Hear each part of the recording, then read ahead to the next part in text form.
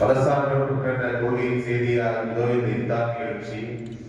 என்னுடைய வலது புறத்திலே கிறிஸ்துவ பாதிரியார் இருக்கின்றார், இடது புறத்திலே இந்து சாமியார் இருக்கின்றார். இதுதான் நமது இந்தியாவின் அழகு. இந்த மதசார்பற்ற இந்த கொள்கைகள் தான் நம் நாட்டினுடைய அடிநாளம். அப்படிப்பட்ட இந்த அண்ணன் தம்பிகளாக உறவுகளாக கூடிய நமது உறவை கெடுப்பதற்காக சில சக்திகள் இங்கே வேலை செய்து கொண்டிருக்கின்றன. ஏன்னா பொதுவானவர் இருக்கிறதுனால அதிகமா அரசியல் பேச விரும்பல, இருந்தாலும் சொல்ல வேண்டியது கடமை.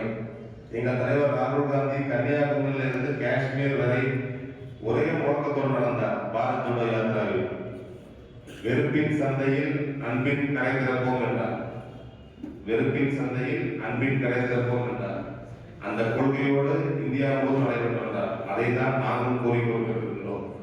ஒரு பக்கம் இந்த நாட்டை மதத்தின் பெயரால் துண்டாட வேண்டும் என்று நினைக்கின்ற ஒரு மதவாத கொள்கை, இன்னொரு பக்கம் இந்த நாட்டை ஒற்றுமைப்படுத்த வேண்டும், இந்த நாடு மதசார்பற்ற நாடாக இருக்க வேண்டும் என்று போராடக்கூடிய நம்மை போன்றவர்கள் ஒரு பக்கம். எனவே இப்போது நடந்து கொண்டிருக்கக்கூடியது சித்தாந்த போர்.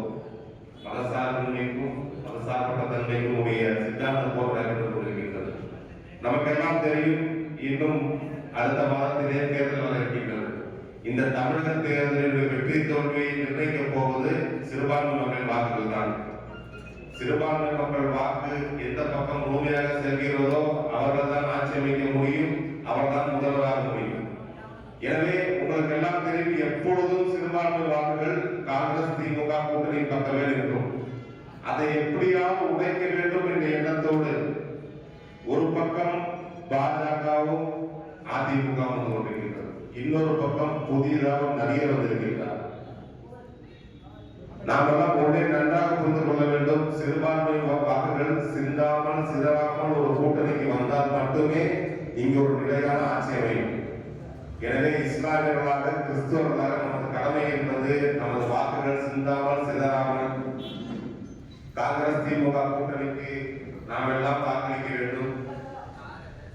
வட இந்தியாவிலே நாம் எல்லாம் பார்த்துக் கொண்டிருக்கின்றோம் இஸ்லாமியர்கள் எப்படி தாக்கப்படுகின்றார்கள் என்று.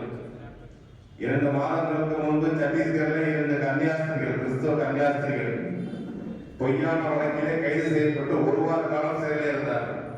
ஆனால் நாம் எல்லாம் புண்ணியம் செய்தவர்கள், தமிழ்நாட்டில் பிறந்திருக்கின்றோம், நமக்கு அந்த கொடுமையெல்லாம் தெரியாது. ஆனால் இந்த மதவாத சக்திகள் தமிழகத்திலே ஊடுருவிவிட்டால் நாளை அதே நிலைமை இங்கும் வரும். அதை தடுக்க வேண்டிய ஒரு சூழலிலே நாம் எல்லாம் இருக்கின்றோம். எனவே நாம் எல்லாம் ஒன்றுபட்டு ஒரே மனதாக இந்த காங்கிரஸ் திமுக கூட்டணிக்கு வாக்களிக்கவும், புதிதாக வர நடிகர்கள் பின்னால் இளைஞர்கள், விவரம் தெரியாத இளைஞர்கள் அவர்கள் பின்னால் செல்வார்கள். நாம் தான் அவருக்கு எடுத்து கூறி இதனுடைய ஆபத்து என்ன, இதனுடைய அரசியல் உள்நோக்கம் என்ன என்பதை அந்த இளைஞர்களுக்கு எடுத்து கூறி அந்த இளைஞர்களை நல்வழிப்படுத்த வேண்டிய கடமை நமக்கு இருக்கிறது. எனவே இது கட்சி அரசியல் இது மட்டுமல்ல, நான் காங்கிரஸ்காரனாக மட்டும் இல்லை, நான் உண்மையான தேசப்பட்டுள்ள ஒரு இந்தியனாக ஒரு தமிழனாக பேசிக் கொண்டிருக்கின்றேன். எனவே நமக்கெல்லாம் தலையான கடமை என்பது ஒரு மதசார்பற்ற ஆட்சியும் மதசார்பற்ற நாடு எப்படி காந்தியும் நேரும் கனவு கண்டார்களோ அதே போன்ற ஒரு மதசார்பற்ற நாட்டை கட்டமைப்பதுதான் நமது முக்கியமான கடமை. எனவே பொதுவாக இஸ்லாத்தில் கூறுவார்கள், இந்த நோன்பு தரக்கூடிய நேரத்திலே கேட்கப்படுகின்ற துவாக்கள் கபூல் செய்யப்படும் என்று. எனவே நாம் எல்லாம் நம்ம துவாவிலே நல்லாட்சி அமைய வேண்டும், திமுக காங்கிரசினுடைய கூட்டணி ஆட்சி மலர வேண்டும் என்று பிரார்த்தனை செய்வோம் அனைவரும் வேண்டிக்கொண்டு இந்த நிகழ்ச்சிக்கு வருகின்ற அனைவரையும் வருக வேண்டும் கூறிக்கொண்டு எனது வார்த்தைகளை முடித்துக் கொள்கின்றேன். நன்றி. அஸ்ஸலாமு அலைக்கும்.